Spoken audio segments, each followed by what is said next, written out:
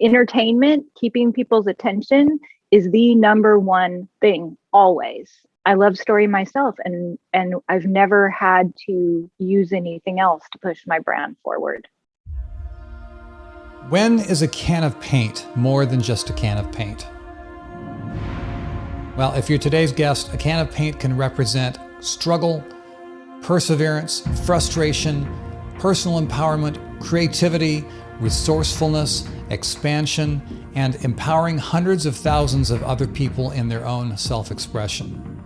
Debi Beard is the founder of Debi's Design Diary. After she began selling art and craft supplies in a physical store, she started her own line of specialty paint called DIY Paint, the world's premier artisan furniture paint. Debi started her YouTube channel called Debi's Design Diary to demonstrate how to use her line of paint. Not only has the channel grown, but so has an army of hundreds of individual retailers and online influencers who use and sell Debi's paint to their own audiences. But the paint itself is only part of the equation. Debi is building an international community of creatives through human connection and online content powered through storytelling.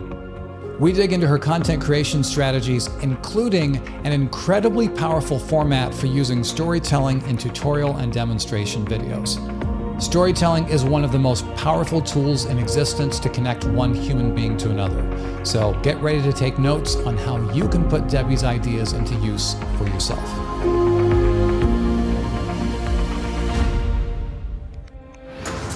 Welcome to the Story Greenlight podcast, where we're all about empowering creators like you to tell your stories, connect with your audience, and create the impact that you were put on this planet to make. My name is Jeff Barch. I'm a coach, author, and entrepreneur with over 20 years of experience shaping content for ABC, NBC, Universal, Disney, Apple, and a whole bunch of others. My team and I support YouTube creators with followings in the hundreds to the many millions. At Story Greenlight, we believe that you matter, your message matters, and the world needs to hear what you have to say. Debi. Hi. So good to see you.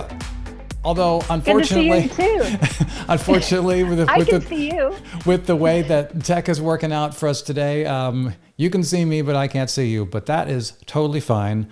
What I want to know is, what is the weather outside your front door? Because guaranteed, it's better than what I have right now.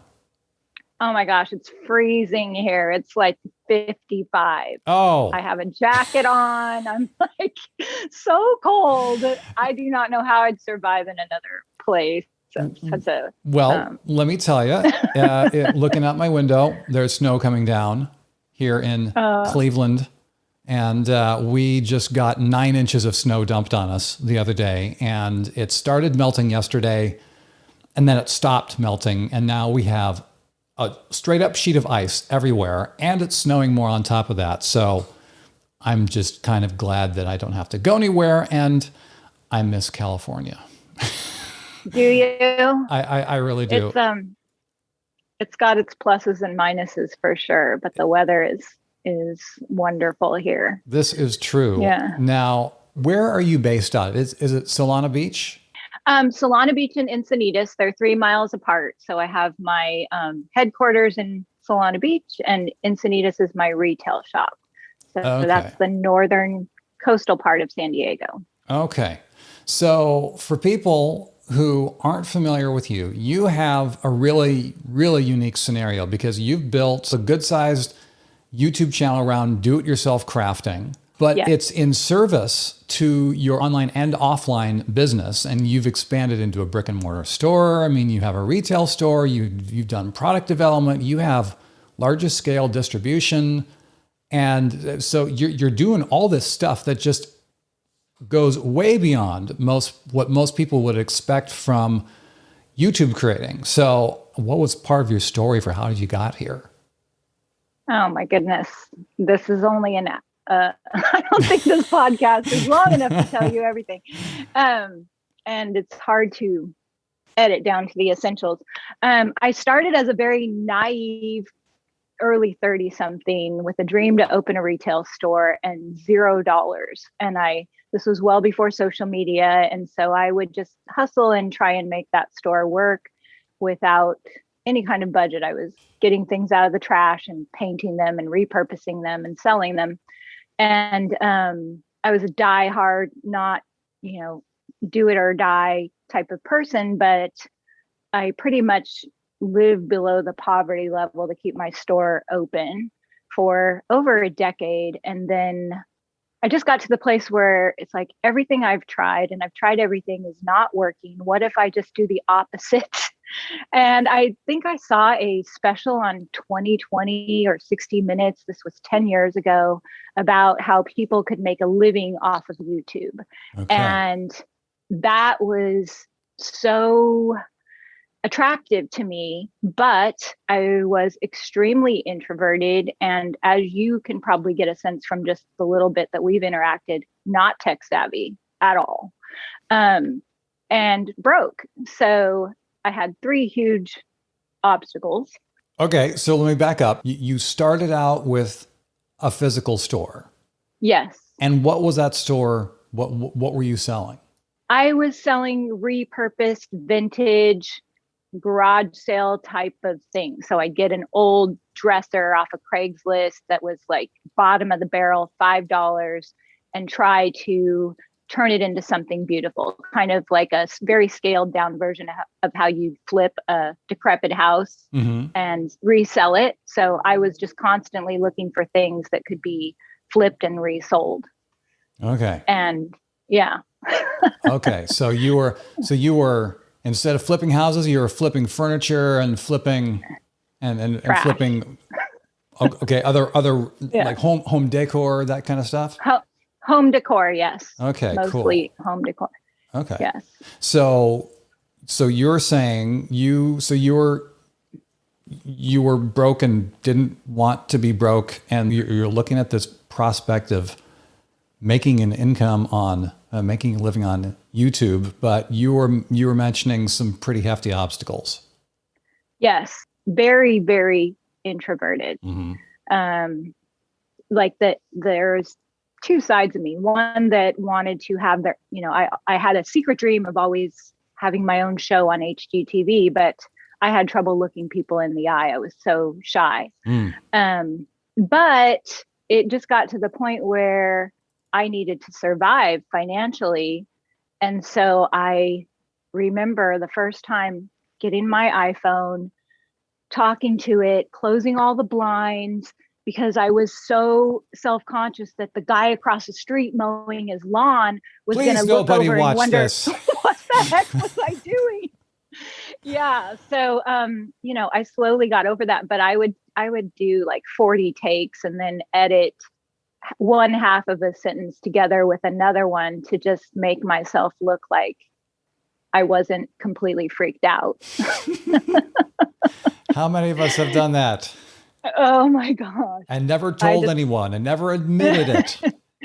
Oh yeah. Yeah. It was just the editing process was very brutal in the beginning, because I would shoot an hour worth of me babbling and edit it down to 4 minutes. And that's like 2 days worth of editing for me.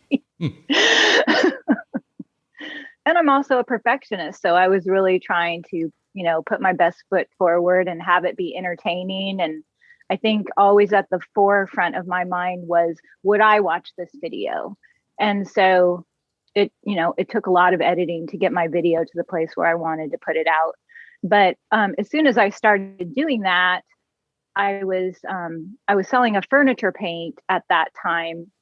And one of the first videos I put out, I was showing how to use the paint and paint a piece of furniture. And I made more money on I started a little, very simple little website with just the paint on it.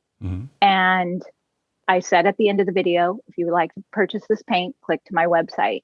And I made more money in a couple of days of that video being up with maybe 500 subscribers than I made all week in my brick and mortar. Oh. So that was like, okay, you got to keep doing this. Okay. So this is working. Let's keep doing this. Yes. And this was 10 years ago. So there weren't a lot of people, making DIY videos. And then my paint business really started growing, and it's kind of been the same story for the last 10 years. The struggle for me back then is the same struggle I have now. I would make a video because I wasn't experienced at editing or being in front of the camera. It would take probably, and it's DIY, so you don't paint a piece of furniture overnight. So 2 days of creating the project and at least 4 days of editing the project.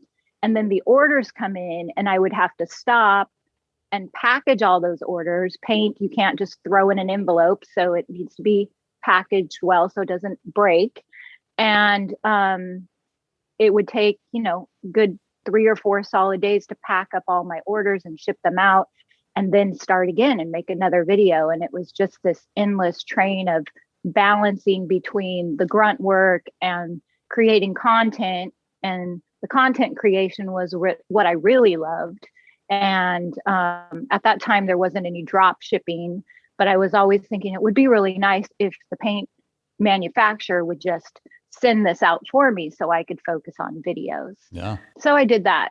I did that for a long time, and that evolved into me creating my own paint brand and kind of setting that up for the people who sell my paint, because I have a lot of good handful of people who have strong social media platforms.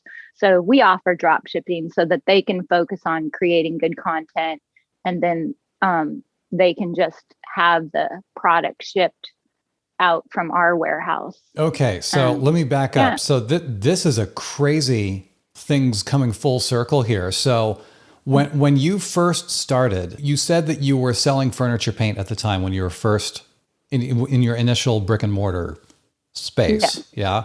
Now, was that your line or was that someone else's product? That was someone else's product. And it was a very unique, special paint with just 9 ingredients. And I love that paint. Mm-hmm.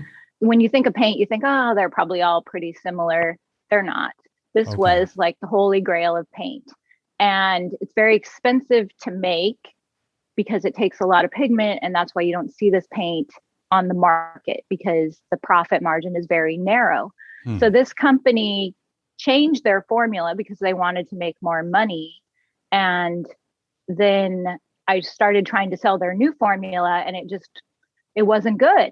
And for that, because of that and many other reasons, I stopped selling their paint, and I approached the warehouse that was making this holy grail formula. And I said, hey, I have this YouTube channel. I could really sell this paint. Will you make this paint for me? And so that's kind of how it started. And no one had, this was not some sort of proprietary secret formula, or? It was proprietary with the manufacturer, and he agreed to work with me. And now we've, over the years, we've developed kind of a symbiotic relationship. But it's not like it's a paint that would be super hard to figure out. It's 9 ingredients, but literally nobody wants to touch it because you don't make very much money. I mean, he even said, Debbie, you're not going to make much money on this. But it was like as if the world were filled with margarine and there was no real butter, and you wanted real butter. That's how I feel about it. Oh, just give me the real stuff, huh? Yeah. Even if I, make 10 cents on the dollar as opposed to 80 cents on the dollar, it was worth it for me because I really loved it, and it's good for the environment, and it's just beautiful artist paint to work with. Okay. What was your timeline when this all started happening? So you started with, you moved away from selling the other entity's product. You approach the manufacturer and you say, I have this platform. Can we work together? Manufacturer says, yes, let's do it. And what happens next? I start recruiting retailers that I knew loved the original formula and were also disappointed that the company had switched formulas. And I had about 100 people selling paint because of my YouTube platform. You put out, I made a video showing how you could paint a $20 velvet sofa with paint. It was like the 70s gold velvet. I think that's the biggest video on my channel, almost 2 million views. Okay. And I showed how you could paint that sofa and make it look like something from Anthropology. The process was dyeing the fabric because the paint has so much pigment in it. That's part of the reason why it's so desirable. And I showed how you could water down the paint and dye a sofa. And, you know, I said in the video, you know, if you have $2,000 to buy a new sofa, that would totally be better. But if you don't, there's a solution. And that also brought, like, I never had to recruit much. We were constantly getting applications on the website for new retailers, and we still do. We don't really go after retailers unless I see one that's that just feels like they would be an excellent fit. The paint, you know, YouTube is the way that I not only bring in new sales, but it's the way I bring in new retailers, and it just kind of works organically. Wow. So at this point, you are the face of your DIY paint brand, yes? Yes. And everyone comes to you and you have the relationship with the manufacturer. Yes. Do you have wholesalers under you, or is it just retail outlets that source from you? It's just retail outlets. So we try to not have too many tiers so that they make a good profit. Yeah, for sure. So I have about 400 small shops and other YouTubers and social media content creators like me. So now, when I say I'm the face of it, I am, but there are many Asterisk. there are many, like a good dozen at least, other YouTubers and people who have strong platforms on Instagram who are creating content every day and driving the product as well for themselves and as a whole. It kind of works together. You know, that there's several of us now, and it just raises everybody up and brings brand awareness, and we're all doing it together now. That is so cool. That is, I just love, I'm just getting this big grin, just hearing about how this is working out. This is so cool.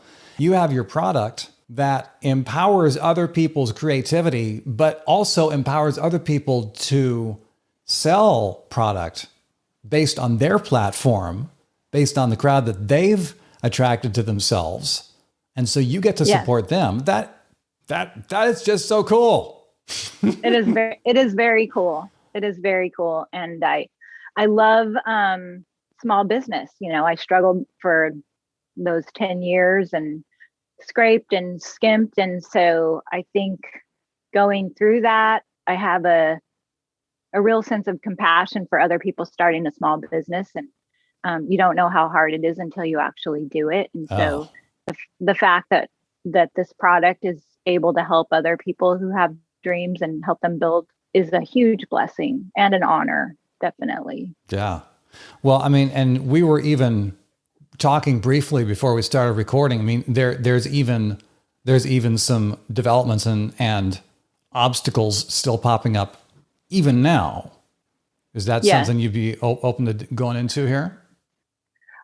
Yes. So in April of 2020, when our governor said shelter in place, the first thing on my mind was, oh my gosh, I'm going back to, you know, not having enough money to eat. And I just pictured, it's been a good ride. Yeah, I picture, you know, I just thought none of my retailers are going to be selling paint anymore. My store has to close. I am not going to have all of my revenue streams are going to shut down. The whole world is shutting down. And so I thought, what can I rely on? Well, I can make YouTube videos, and maybe I will be able to survive and not get evicted. You know, if I just live off my Google AdSense money, which is such a small portion of my revenue stream, but you know, it pays a couple bills. And so I was thinking, I'll just make videos every single day, and everyone's going to be bored at home. They're going to be watching YouTube like crazy. And that will be my means of survival. And so, you know, editing is still a slow process for me. So I just decided to go live every day on my YouTube channel at 2:00, and my sister and I would paint and make things and talk to people. In that, from April to, I think, May, April, May, June, the summer, actually the whole rest of the year, my business 4x'd, and it did for everyone who was selling paint. Like everyone was at home. They didn't have things to do. Everyone was like, what can I fix? What can I do? You know, everyone just went into DIY mode, it seemed. And paint sales were just nuts. Absolutely that is nuts. amazing. You 4x'd your business as the world was shutting down. Yes. That is phenomenal. I know it was totally unexpected and crazy. And it was hard for me as a perfectionist because I had only put out edited content. Mm-hmm. I had not done any live streams. I think maybe one. And I don't really like live streams. You know, I like the beautifully packaged with the music and the voiceover. Mm-hmm. And it was like very, you know, I just called it the SHIT show. Yeah. Because it was. I mean, like there were times where you know, going live every day, Monday through Friday for months. Like there were days when I cried and my eyelashes fell off and all kinds of things, you know, just my sister and I would fight sometimes. It's like, you can only do that for so long without really showing people who you really are. And it just created a really strong sense of community on my YouTube channel that I never had before. You know, it's one thing to put out a video and read the comments and answer back, but when you're going live and they're talking to you, and then they started asking for a place to share the projects that they were making. So we started a private group on Facebook for that. And then they said, we want a name for ourselves, you know? And so we called the group the Shipwrecked Crew because we were all kind of shipwrecked and getting together and making things. So it evolved into such a stronger sense of community that I had not had after having almost 10 years of a YouTube channel in 2020. You know, now I just have this really tight sense of community on the channel. Wow. But I had to stop going live on YouTube because the YouTube algorithm doesn't like that. And so when I did get back to making edited videos, they suffered. And so I had to start going live on Facebook and putting edited back on YouTube. So it's a lot. Wow.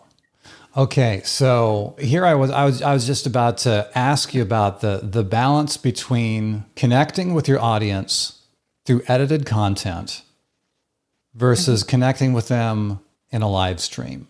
I'd like to process things out loud too. So, you know, as you might guess, I like the edited content myself.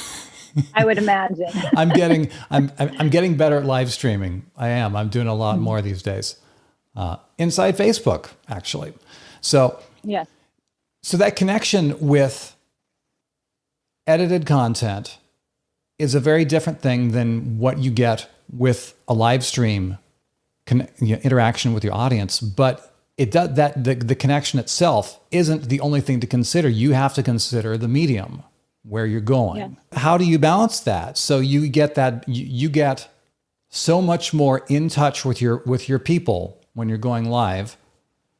So your understanding, I mean, your experience was that YouTube didn't like that algorithmically. Correct. And also there was a portion of my audience that didn't like the live streams.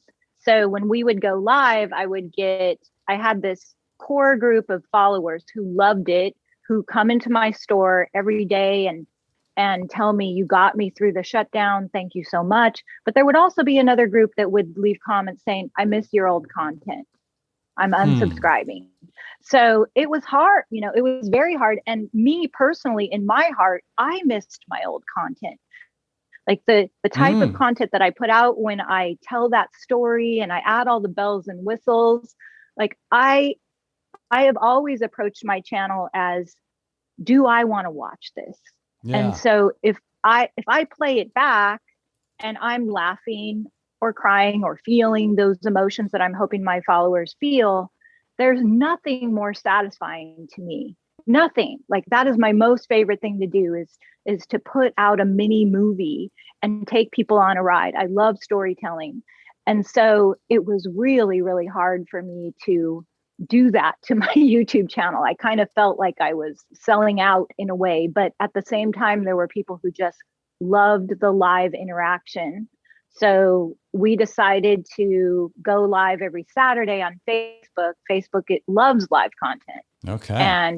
And so I'm getting back to the storytelling and the videos that I really enjoy making for YouTube. Hey, if you like these ideas and conversations and want help applying them specifically to your own content, then you should join us in the Green Room. The Green Room is our private community here at Story Greenlight that's all about helping you create the next level of impact in your content and in yourself with the support of an active community of creators like you. There is some powerful stuff that happens in there. To find out more, hit up the link in the show notes or in the description below.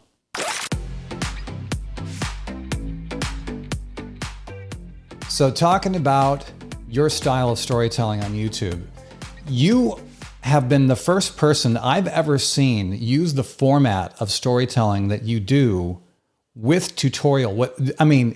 Well, I'll actually just let you explain it. I mean, I've used your channel as an example for so many different instances, and people see the stuff that you've done with some of your story stuff and they're going, holy moly, this is incredible. I literally had a gal email me just the other day saying, when you mentioned Debi's design diary, an explosion went off in my head because she's doing craft tutorials on her channel. And she just had her mind blown at what you do with your stuff. So can you explain what you do with your produced pieces format wise? Well, I have a journal of stories from my life that I want to tell. And when I get an idea, I'll put those ideas in there.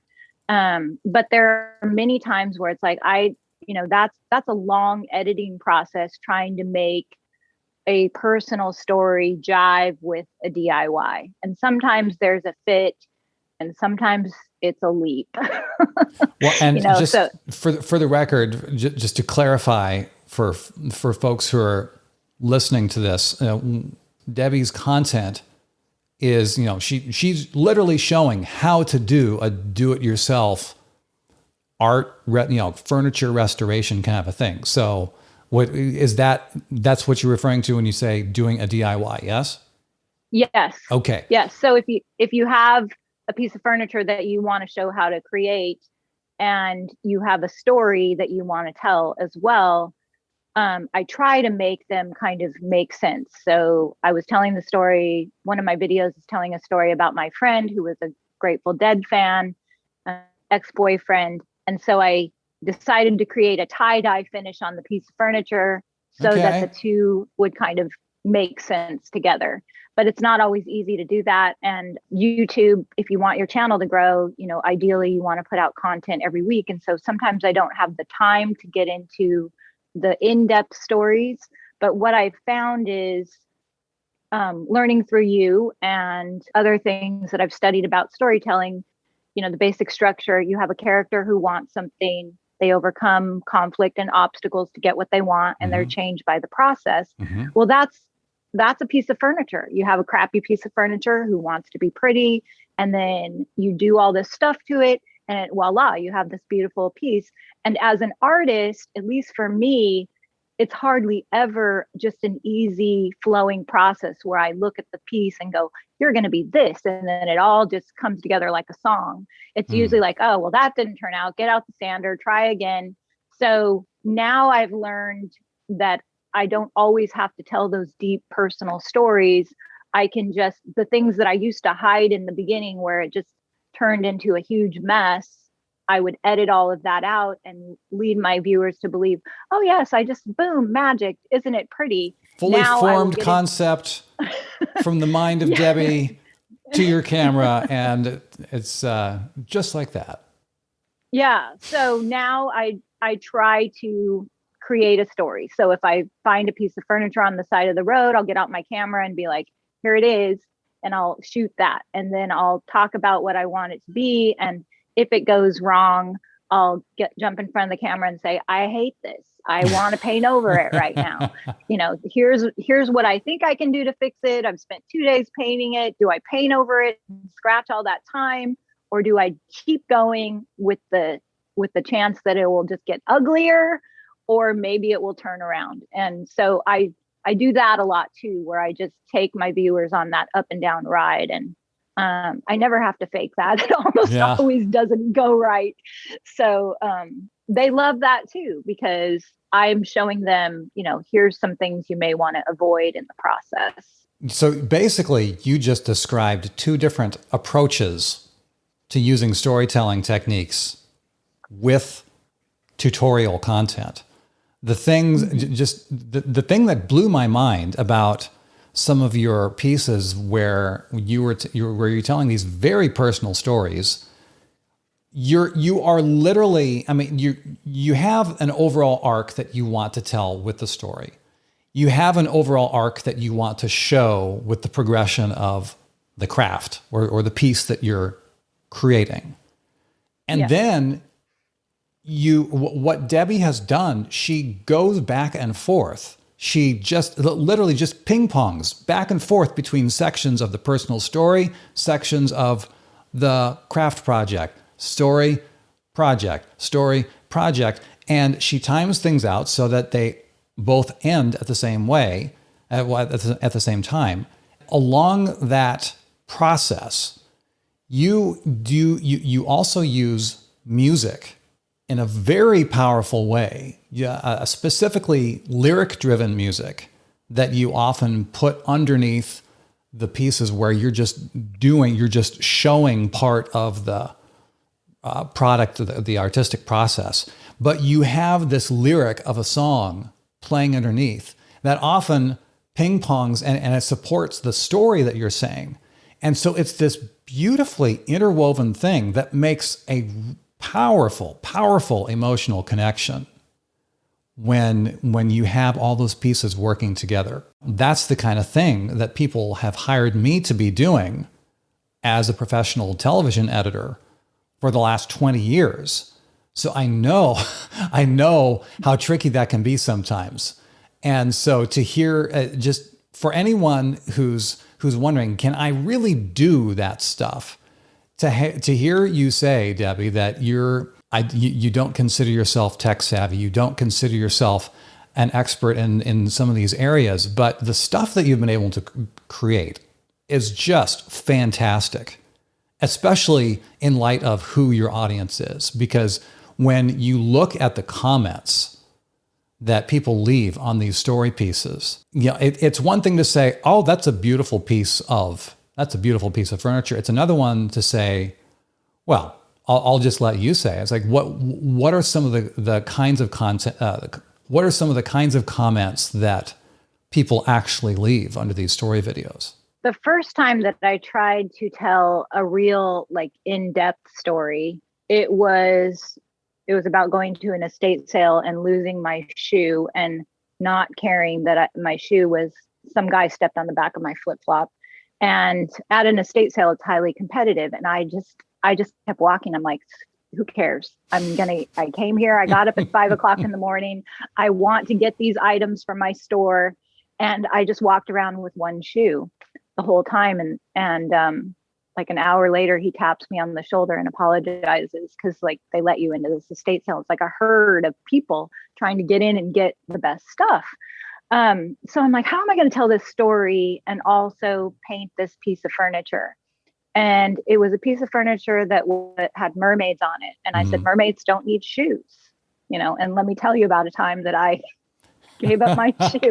And that was like when I say there's a leap, that's all I had to really tie the two together. But that's all you need. Yeah, I guess so.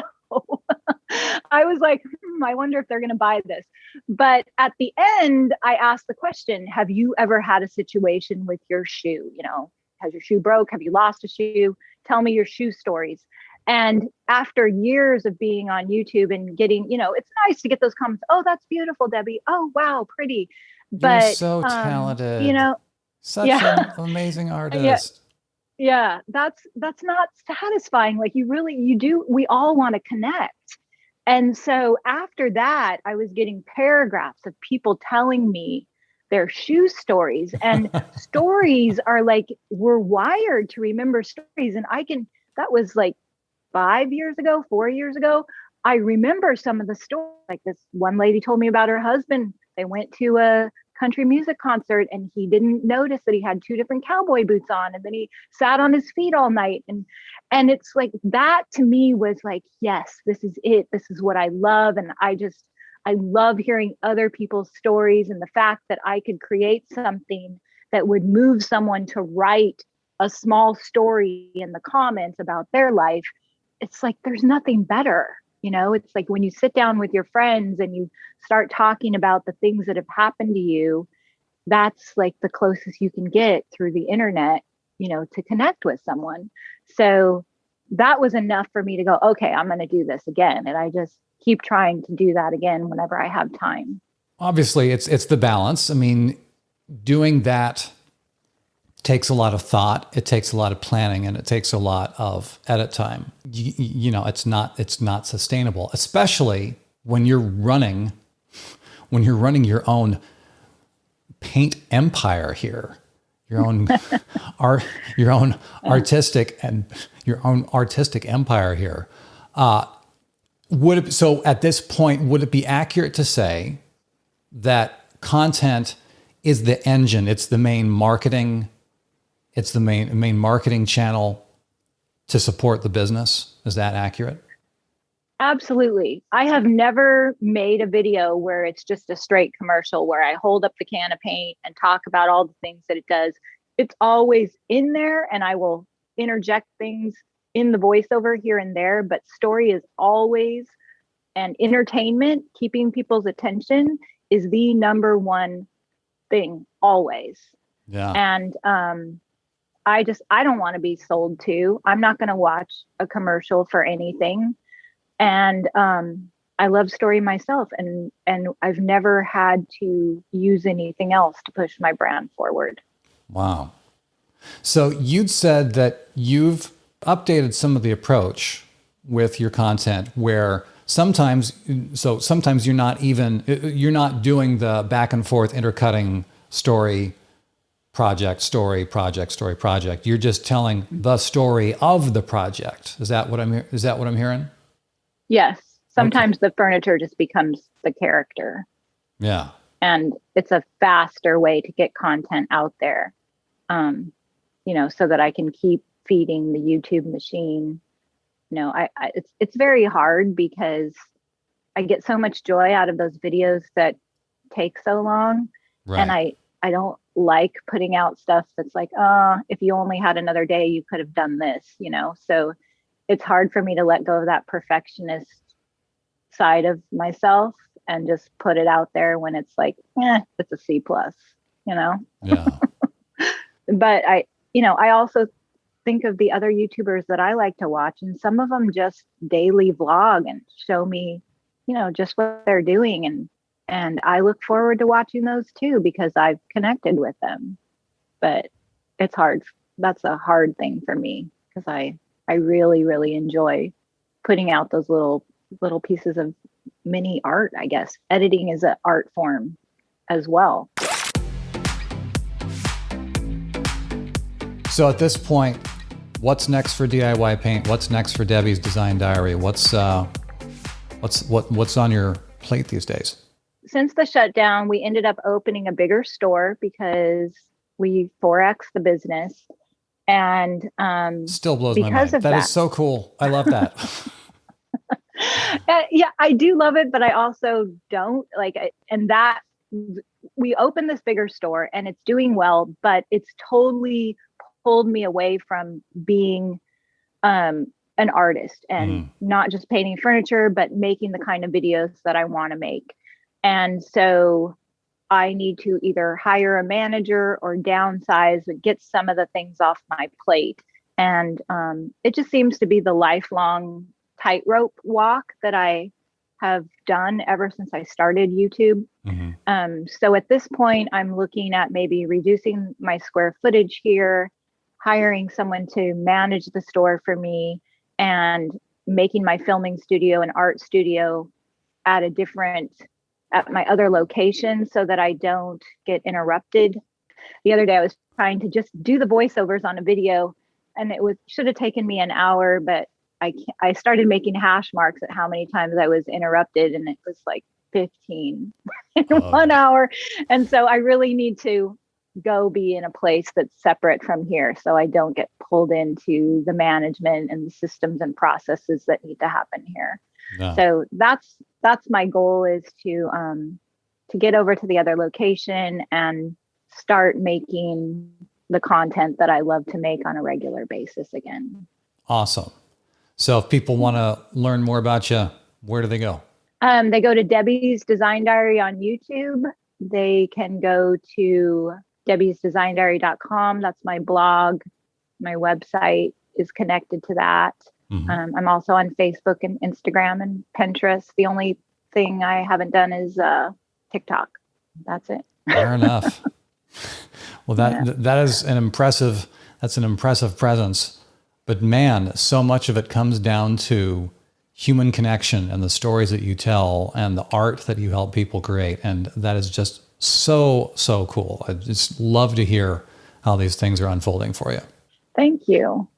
And thank you you've definitely helped me along the way, helped me kind of define what it is that I need to be doing to make my workflow a little bit easier. And I love following you and learning from you. Awesome. So good hanging out today with Debi Beard. I've literally lost count of the times that I've pointed Story Greenlight members her way because of her content. It's just that unique and well done. Make sure to check out the show notes for links to some of her favorite story-driven pieces on her channel.